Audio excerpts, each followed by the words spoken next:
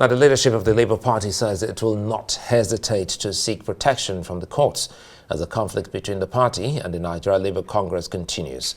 The party's National Publicity Secretary, Abure, disclosed this in a reaction to a stakeholder meeting by the NLC where it instituted a caretaker committee to take over the party's leadership after it claimed to have sacked the Julius Abure-led National Working Committee of the Labour Party.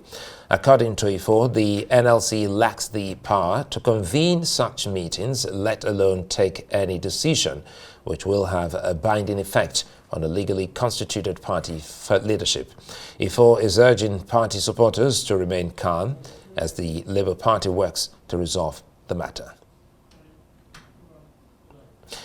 I'm joined now by a former Deputy National Chairman of the Labour Party, Callistus Okafor. Also with me is Arise analyst Dr. Sam Amadi. Gentlemen, good to see you both and thanks for your time. Let's start with you, Callistus. This is not a good time for your party being in the news. Help us make sense of what this is about and possibly how you're trying to resolve this. Thank you for having me. I will start by saying that what God cannot do does not exist. You see, what goes up must always come down. If you recall, Abure that is talking about going to court. You know I've been in court since December 31st, 2021 on this matter. Abure doesn't have right to take anybody to court because he is not a chairman. I keep on telling people to stop calling Abure a chairman because an acting national secretary has no powers to be a chairman. Not to talk about being a chairman on in a National Executive Council meeting. Anyway, coming to what you ask, Abure, NLC.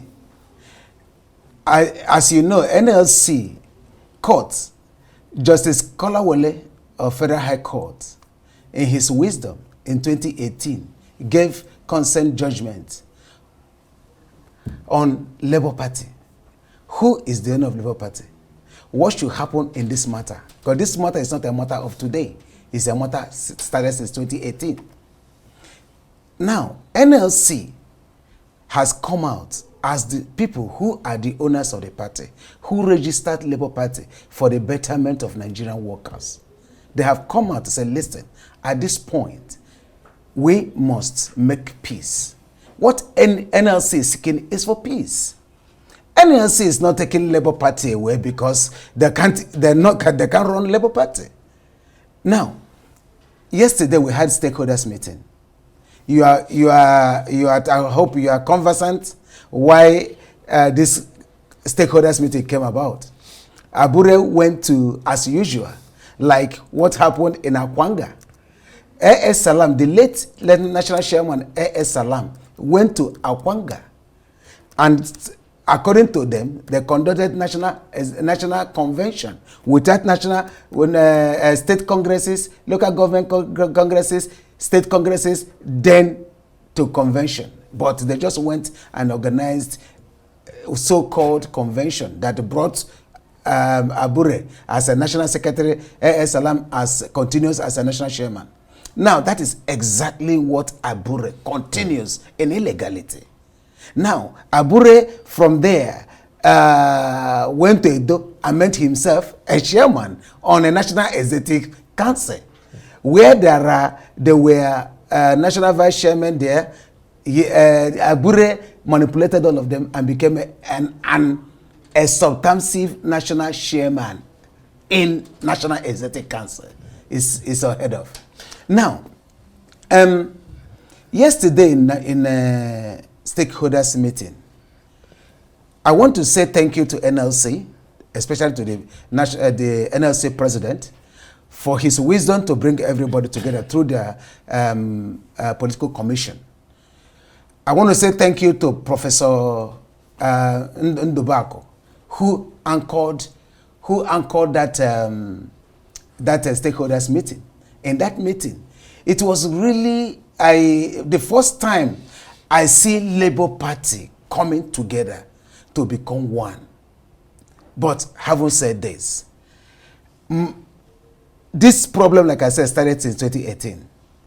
And the most important thing that we discussed you see, any man who doesn't know where rain started beating him will never know where that rain will stop. Okay, now that we know where we started off, just give me a moment. Let me bring in Dr. Sam Amadi. Dr. Sam Amadi, help us make sense of what we're dealing with. It reminds us of the 1900s, when the Labour Party was formed in the UK, that pretty much later came from the trade union movement. Is that what's at play here in Nigeria? If there is a difference, please, by all means, unpack it.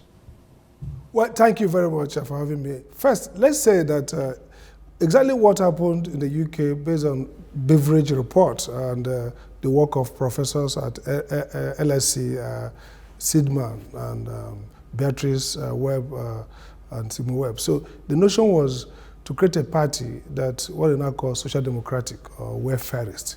And that's the notion that Labour Party came about. And like he said, the party's certificate is with the National Secretary of NLC. So clearly there's no argument about who formed the Labour Party. And as a point he raised, which is important, Labour, NLC and TUC now, because then there was no TUC, are under no illusion that they're going to run the party, because they're not politicians actually. It's like Labour is a promoter. In business, in incorporation of business, that's a promoter. You promote a business, but you have trustees, you have shareholders, you have directors, depending on what kind of business they're doing. So Labour sets up the Labour Party. I hope that if you look at the history, most of the leaders, including Abure themselves, have been at one time or the other Labour activists, meaning they are in one union, NUPENG, electricity workers, or you are road transport, or you are NUBIFE, or which one union. So the cadres who move from active unionism get to play a role, but essentially politicians also come in and play a role. Now, what's happening here is very clear. A consent judgment is not appealable. I mean, it's a special kind of judgment, meaning that the parties came together, agreed, and the judge affirmed it. So you can't even appeal a consent judgment. And I think in that case, the strong case of NLC, and by the way, the allegation that NLC, Labour, or anybody wants to play politics in 2027 doesn't arise. There have been strong demand by stakeholders, including previous Labour leaders, say, look, we must get this party right. Even though we're not going to be politicians, we're not running for election, let the Labour Party be set up properly to advance social welfare of working people and the ordinary people of Nigeria. And so what I see NLC doing is tactical engagement to reposition Labour, and then, of course, allow you to go. 3 issues arise first. NLC, Abure group, like he pointed out, I mean, Abure came in through debt, suspension, removal, and moved from assistant secretary to now became secretary, became chairman. And the issue now is, in my sense, that Abure should have been perhaps much more politically conscious to say, even if the NLC doesn't have a constitutional role in terms of spelled out clearly, whether NWC or NEC, that it will be in the interest of the party himself to really broaden this consultation and allow to go to a convention that is proper. Now, look at what's going to play out here critically. There is the need to elect new leadership, and then you go to do affirmation.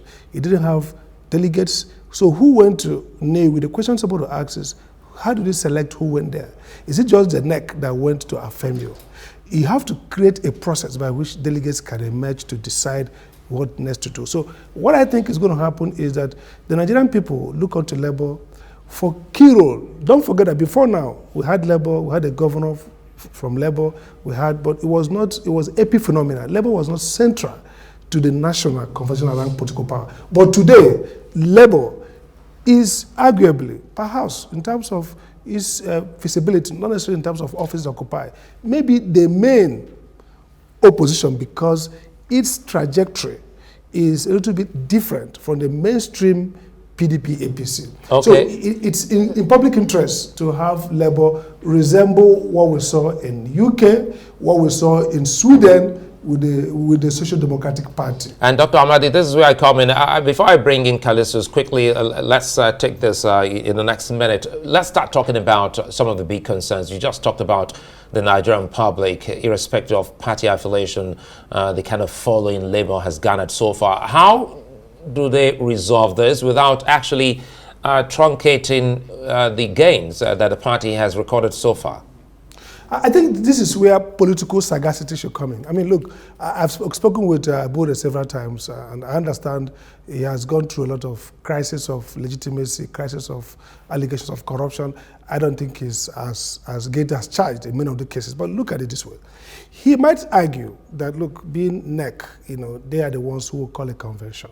And so he's hoping on legality. But if you look at the fact that a court order exists, a court judgment exists, which is the highest expression of judicial authorization. That's number one. Two, Labour is nothing without the NLC and without the stakeholders, the obedience, and all the people who support Labour. So what I think will happen is this, that Abure would find the wisdom and the humility and the public spiritedness to go back and say, you know what, can we meet NLC and say, how do we broaden these consultations and have a transition without him? That's really the point. The point here is there's some level of greed among political leaders, all the small parties, big parties, the same thing happen. They don't look at the prospect of the political party long term. They don't look at the mission long term. They are looking at what they get now. And this is where the bigger parties are better. I mean, the president can call the APC chairman and say, you know what, get off today. He knows there is a payback. There could be some benefits. You can tell him, look, we're going to make you an ambassador. Okay, we're going to make you a minister. The problem with the small parties is that some parties are quoted now, because Labour is almost like a big party now, is that those who manage them do, pecuniary interest. They have invested in the things they are getting, whether in terms of all the issues, allegations, the money they get or whatever, that they don't see a bigger pie. So if Labour won the presidential election, Abure would fancy that he could trade off this moment and get something. But they are digging in, and that's the problem. Not just Abure. I mean, the people around him, they are seeing this market, this shop, getting out from them, but they show a bigger picture. So they are compromising. I think at this point, Dr. Amadi, just give me a minute. Let me bring in Callistus Okafor, because love it or hate it, Callistus, your party is among the top big three at the moment. Yes. So listen to what Dr. Amadi has said. How do you ensure that you don't lose out? Because in any case, you have 2 elections coming. Anyway, so how do you bring back the gains? Thank you. I want to thank you for what you said, because Labour Party, you can't say that Labour Party is a small party. I take exception to that. Labour Party is the second, if not now, in Nigeria. Having said that, I want to say that Professor Amadi thought about consent judgment, which I said, what God cannot do does not exist. Amadi, you were aware since 2022, I've been in court trying to enforce that consent judgment. My happiness, the whole party, NLC, TUC, Nigerians, stakeholders are saying we must enforce consent judgment. That was what I've been fighting for since. Now, how do we go about it? My happiness is that NLC, through their political commission, in person of Professor Prof is doing very well. Prof is a man who obeys, who knows what law is all about. You mean Professor Ndubako? Ndubako. Professor Ndubako know what law is all about. When you now come to consent judgment, number one, Justice Kolawole, his wisdom, said, NLC, TUC, though they are trade union, but they registered Labour Party for the betterment of Nigerian workers, though they're not the one piloting it. Secondly, in second part of it, he said, there should be all-inclusive and expansive convention according to, underline it, according to Labour Party constitution. That's where Abure is coming from. Abure has forgotten. I am a deputy. Abure is an acting national secretary. If I am with NLC, standing by NLC, whatever we do, because the consent judgment gives me the right as Callistus Okafor, a deputy national chairman, to call for any meeting based on consent judgment. NLC is still right. NLC is still on the right track. Abure is talking. NLC, the extended invitation to Abure to my group. And then NLC, remember, by the time consent judgment was given, that consent judgment was given because of AS Salam group, Callistus to Okafor group, and NLC TUC group. Now, 3 of us makes that all-inclusive. When you now talk about stakeholder, talk about expansive. Now, 3 of us has come back together. You can understand when you talk about AS Salam group, that is AX Salam group now divided into 2 parts. Abure group, Apapa group. Now, Apapa group was represented by the legal advisor Akimbade yesterday. I was there. Then you can see the lady Abure removed, say he suspended, that's Oluchi, the treasurer, was there. The Abure is not the Abure was invited. Now, what we are doing now is to obey the consent judgment given by Kolawole, and they say it must be according to the Constitution of Labour Party. That is where Abure want to fight what we had yesterday. But Abure has forgotten. I want to let Abure to know that that is what I've been fighting for since 2021, and fighting that consent judgment would be obeyed. Now everybody wants it. Callistus Okafor, as long as I am there as the Deputy National Chairman of Labour Party, before that judgment was given. Oh, Abure cannot. Abure is my secretary. He will stand to sign the document. When I give him instructions, he will do, because he is an acting. You know, Callistus, before we bring in Dr. Amadi again, yes. If you listen to what Dr. Amadi is, he shares the concern of many Nigerians, how you just don't fritter away what you've gathered so far. Otherwise, you stop being among the top 3 big players, politically speaking. So how do you, now we're talking about solutions now, how do you ensure that the Labour Party is not broken by the skirmishes, politically speaking, now that we're experiencing in your party? But that is exactly what we're doing now. That's what NLC is doing now through the political commission. That is why they invited all the key players. Like I said, they invited Abure, invited my group, invited a Papa group. A Papa group came, I and my group came, and this guy Abure did not come. Now, the only way we can come back together and make peace is what NLC has done. And since all of us were there and agree that this is the way we follow, there's no other shortcut by obeying the law, which is the consent judgment, which exactly what we're doing now. And I assure you, let me assure you, and let me assure the members of the public, listen, Labour Party will be one again. And I assure you, in no distance time, with what Professor Ndubak is doing with his team, I'm telling you, the way I see it, that in no distance time, give Labour Party in the next few weeks, Labour Party will be that party to beat. That is my assurance to you. Well, Dr. Amadi is looking more like deja vu. We've seen or heard this before, even from other big political parties in Nigeria, how they thought that the internal bickerings were just a small storm in a teacup that ultimately consumed them. Give us a political reading if all does not work well, as Callistus has just highlighted, what may happen or may not. Well, clearly, look, the problem is that 2 problems. One is the political culture and temperament. You see, why are people fighting always about party leadership, not about party organization? Because the payout is heavy.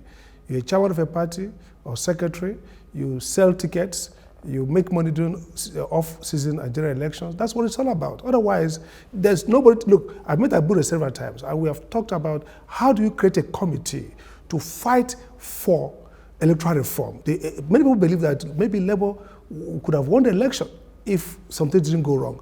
The Labour is not even thinking around how do you deal with those crises that stopped you from winning when you had the momentum. They are talking about putting themselves in power. That's what it's all about. And I want to say this. INEC has a solution, but it's not doing it. Since we have refused to create a different agency for party regulation, INEC has that job to do. If I was INEC chairman, I'm going to do a regulation which has a power of law under the Constitution, which gave INEC the power to spell out, write it like idiot card, ABC, processes for due diligence. Let me tell you one thing.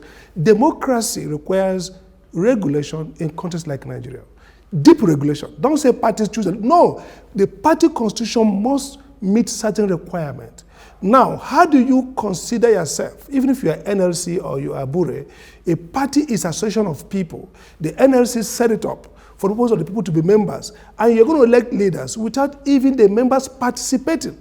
The whole essence of convention is that it's a rule-based procedure that you follow scrupulously, and it's the work of INEC to regulate first by stipulating. Look, don't presume that Nigerians want democracy. The leaders of these parties, whether big or small, seem to have invested in economic investment in being in power. Even if they are being there, kills the party, they don't care. Like I said, when I use the word Labour is a small party, I don't mean it like, I mean it has influence. But in terms of positioning, whether in the House of Assembly, House of Reps across the country, still a minority party, still very minority. But look at what's going on. Nobody is looking at how do we cash fully the obedient movement, the influence. Look at what Peter Obi brought there. Before Peter Obi, Labour Party wasn't even a real, it was NLC. I had a conversation with them before that. They feel bad that the party, they could not mobilize the party to be what it's supposed to be. And that's why Ajero is focused on trying to recreate both the morale, the knowledge, the ideology of the party. If you look at some of the members in the House of Reps, are they speaking like Labour people? Are they talking like Labour? So there's work to be done. But these guys are fighting for position. Look, this is the same thing with PDP is in a big slump now, in a mess. APC, because they're in power. If you look at that party, NNPC, all the smaller parties, the same thing. Shawara has been the chairman, the president of the party. The reason for all this is that there's so much to gain materially from being party leaders. And INEC should, in my view, do as if they are heading school children. Set up minimum standard for constitution, set up clear procedure for taking any action. And in the case of Labour Party, we need to transition away from Abure and everybody, both in the past. They need to have a clean slate, a reconvention. I elect new people so that the party can have, look, I joined Labour Party to run for governorship the last time because I believe in the ideology. But this is not the party that really can drive development the way it looks like it's looking like an anchor point. I'd like to thank you both, Dr. Sam Amadi and Callistus Okafor, former Deputy National Chairman of the Labour Party. Gentlemen, it's a delight having you on.